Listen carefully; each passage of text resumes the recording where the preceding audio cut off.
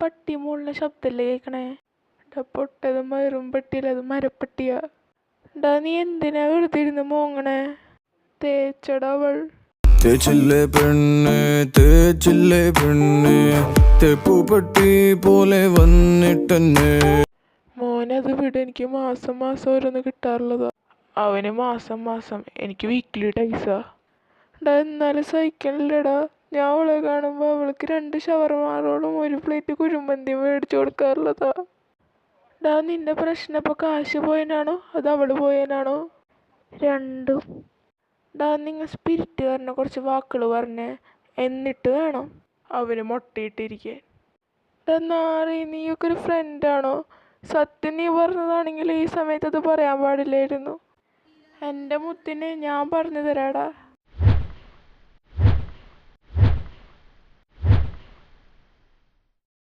നിനക്ക് കഴിവുണ്ടോ? നിനക്ക് കലാപരമായ കഴിവുണ്ടോ? നിന്നെ 4 ആൾ അറിയുമോടാ നാറി? അയ്യേ സിനിമ ഡയലോഗ്. ഡാ നീ ഇനൊരു അക്ഷരമുണ്ടോ? നിന്റെ അമ്മയ്ക്ക് പഴം കേട്ടിരിക്കുന്നു. ആ അത് കൊള്ളാം.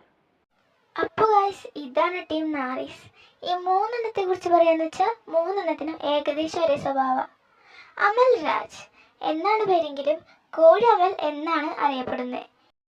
ഈ 3 ഏറ്റവും തലതെറിച്ച സാധനം. പിന്നെ ഇവനാണ് കേട്ടോ നമ്മുടെ കഥയിലെ നായകൻ. ഇനി അടുത്ത ജന്തുവാണ് മമ്മൂട്ടിയം. ഇവനെ പറ്റി പറയാന്ന് വെച്ചാൽ ഭൂലോക ഉടായിപ്പ്.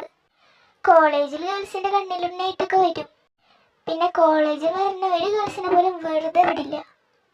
ഒന്നില്ലെങ്കിൽ ചേച്ചിമാരുടെ വായന കേൾക്കും, അല്ലെങ്കിൽ ഇവന്റെ അച്ഛനെ കേൾക്കും.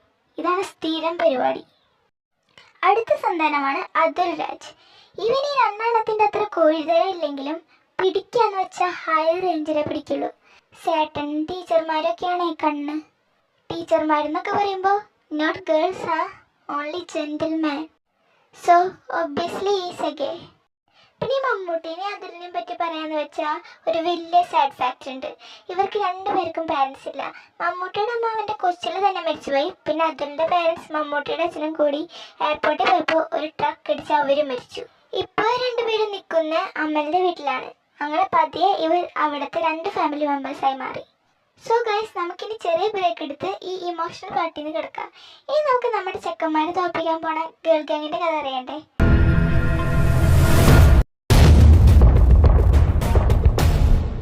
കള്ളക്കളി എടുക്കണോടാ പട്ടി. ഇനി നീ കള്ളക്കളി എടുത്താ പിന്നെ നിന്റെ കാര്യം പോക്കാം. എന്നേലും വലിയ ഇരപ്പളികളാടാ ഞങ്ങ. ഇനി നിന്നെ ഈ ഏരിയയിൽ കണ്ടുപോരുത്. ഇതാണ് ഗൈസ് നമ്മുടെ കഥയിലെ ഹീറോയിൻസ്. ഇവരെ പറ്റി പറയാന്ന് വെച്ചാൽ നാട്ടിലെ ഗുണ്ടകളാ. 3 കോളേജിലേക്ക് പോണതിന്റെ പിറ്റേ ദിവസത്തെ കാര്യമാണ് ഇതൊക്കെ. ഇവർ നമ്മുടെ കോളേജിൽ ഫ്രഷേഴ്സ് ആയിട്ടാണ് വരാൻ പോകുന്നത്. ഏത് കോഴിത്തരത്തിനും തലവളിത്തരത്തിനും 3 ഒരുമിച്ചുണ്ടാവും. നില അർജുൻ, ഇവളാണ് നമ്മുടെ കഥയിലെ നായിക. ഇവളുടെ തല്ലെന്ന് പറഞ്ഞാലാണ് തല്ല്. അടുത്തത് ലിസ ആൻഡ് ജെന്ന.